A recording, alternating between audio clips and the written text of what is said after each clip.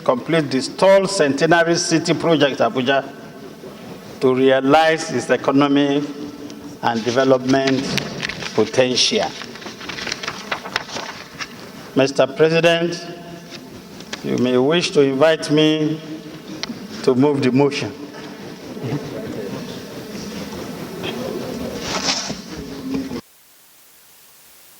I hereby invite you to move the motion.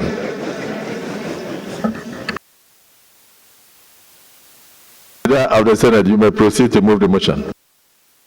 We don't have the motion. We don't have the motion. It's inside your other paper. It's on the other paper. Yes, sir. I know it's mentioned. The motion is encapsulated in the other paper. Okay. The motion is an urgent need to revive and complete the stalled Centenary City project, Abuja, to realize its intrinsic economic and development potential. Sponsored by Senator Oyelola Ashiro, Kwara South. The Senate notes that Abuja Centenary Economic City project commenced in 2014, some 10 years ago, through a public-private partnership to develop a modern city in the Mall of Dubai to commemorate our 100 years of amalgamation. Also note that original vision for Abuja Centenary Economic City was for it to serve as a potential economic hub with plans to create over 150 construction jobs and 250,000 permanent and well-paying jobs, residential accommodation for over 200,000 residents, and facilities to attract over 500,000 daily visitors, among others. Further note that original estimated investment for Abuja Centenary Economic City project was $18.5 billion United States dollars as of 2014, equivalent to the size of Nigerian national budget at today's exchange rate. Observe that significant progress has been made on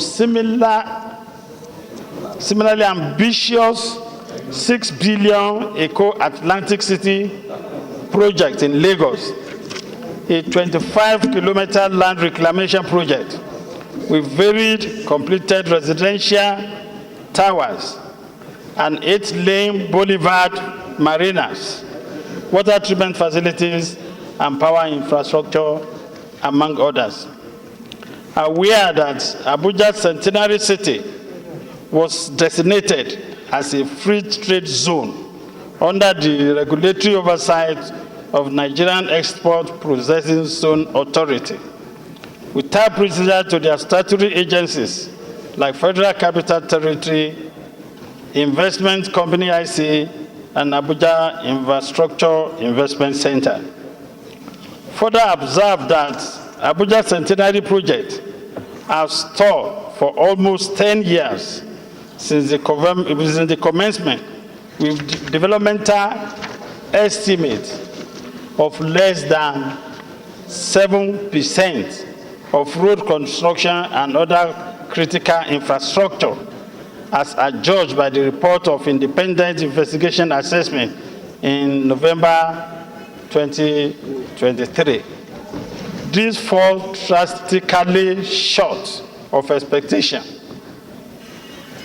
and the original vision of the project's conception.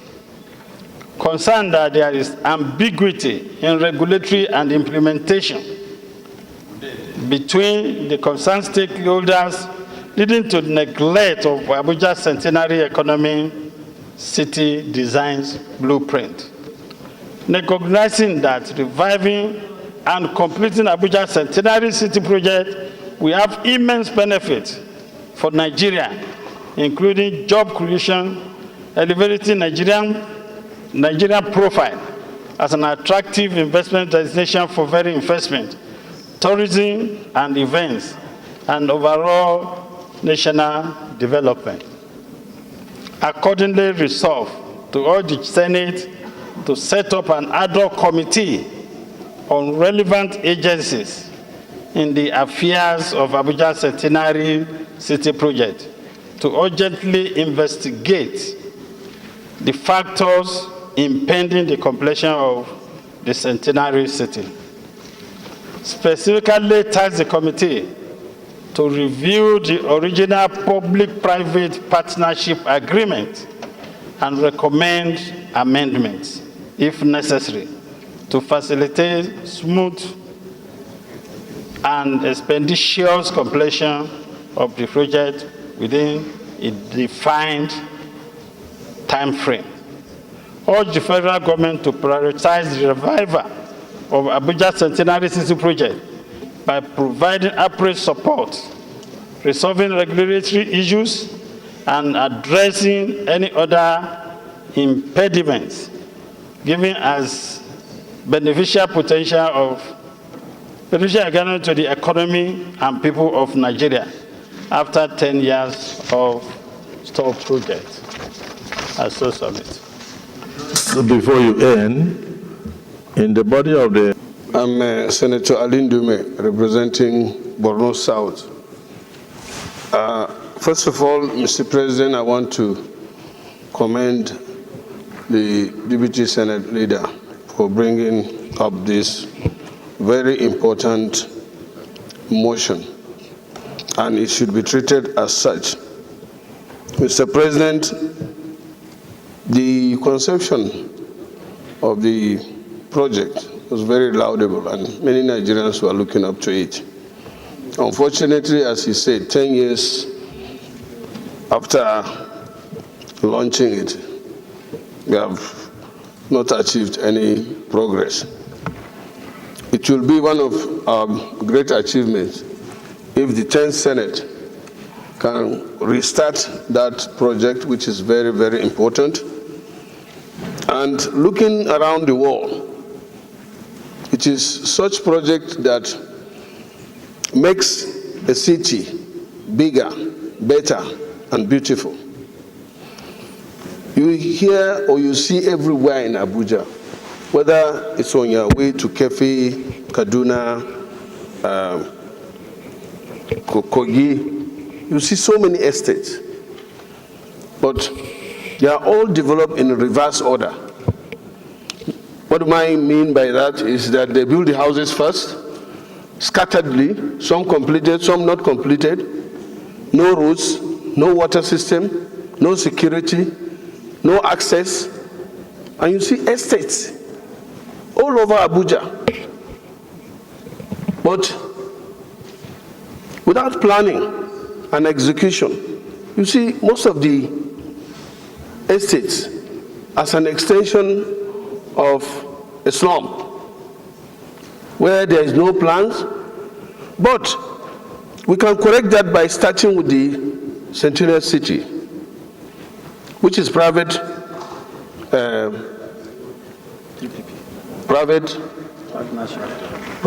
partnership project, as you call it. But it has been stalled because of this interest or whatever.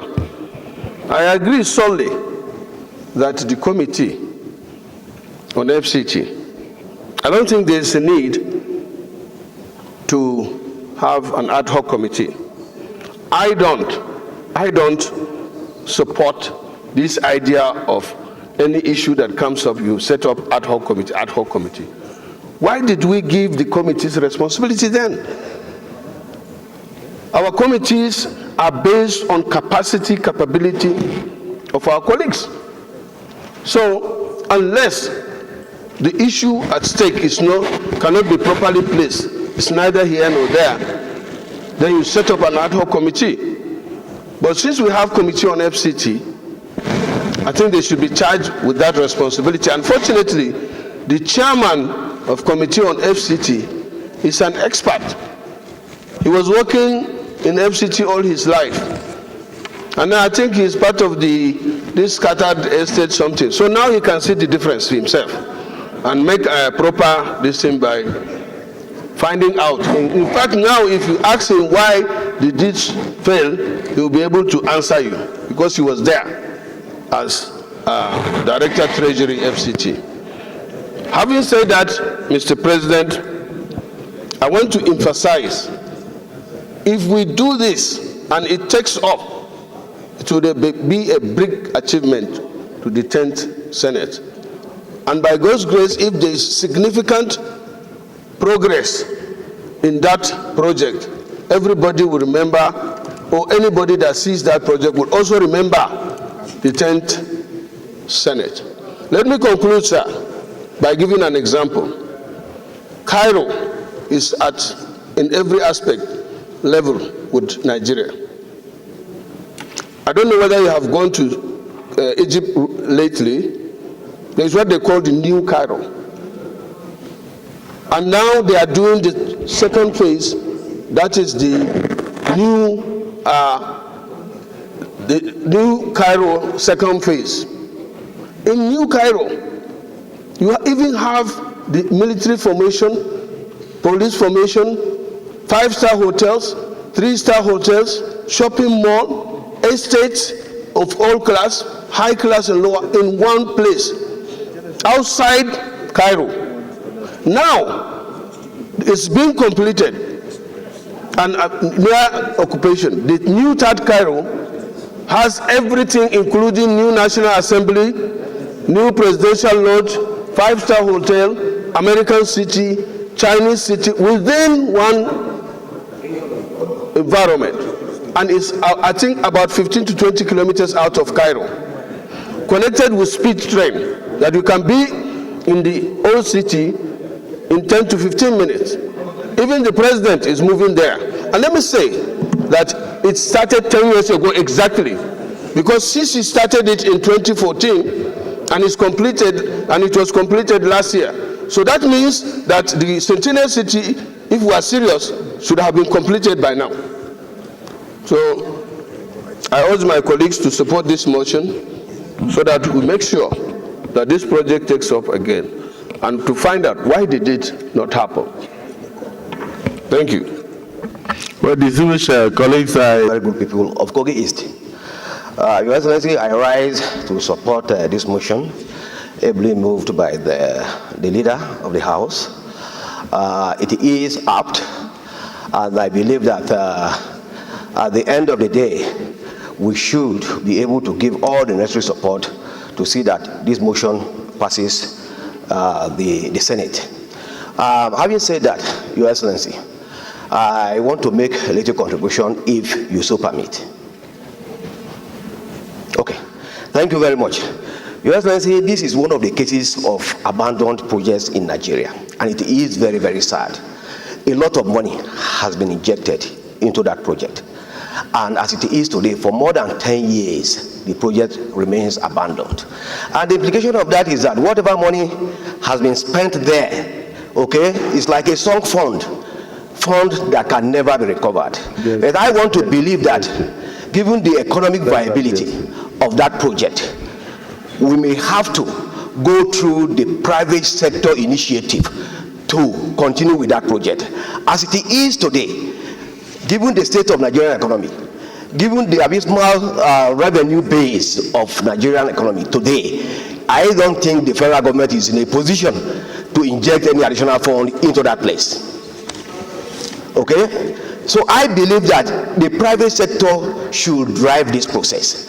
And in doing that, I also want to call on the Federal Ministry of Finance to put together a team of investment bankers worldwide. Most of these projects of this nature are driven by the private sector.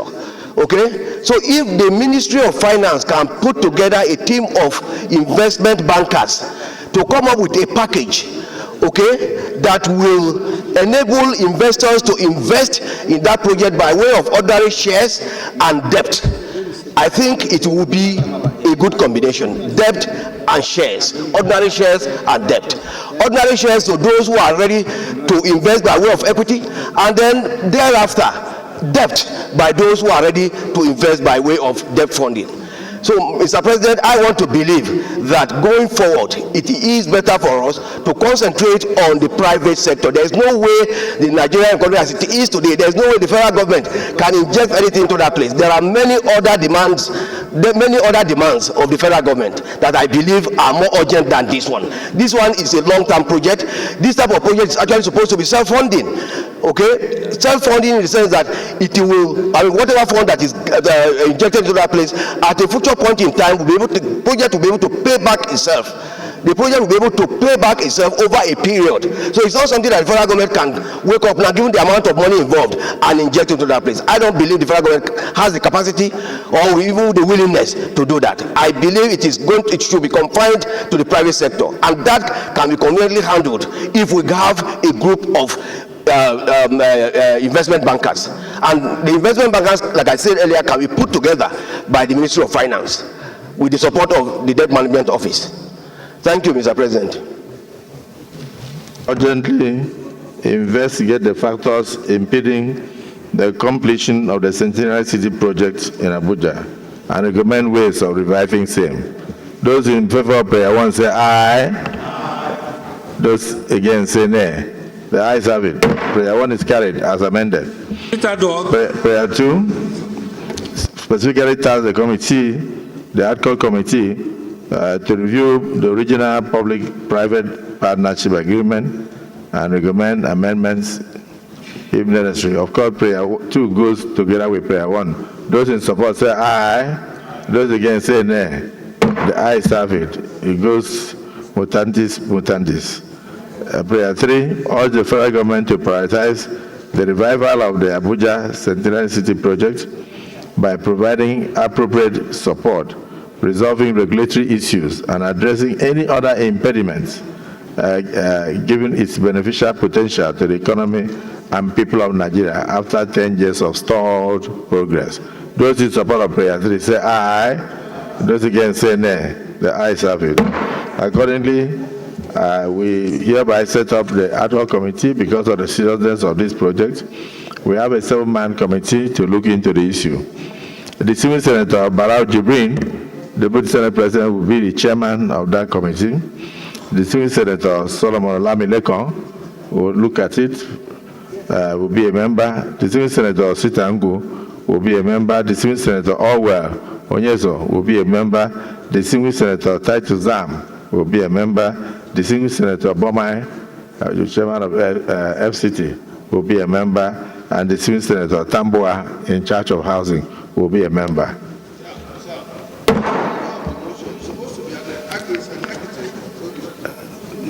No, what are you?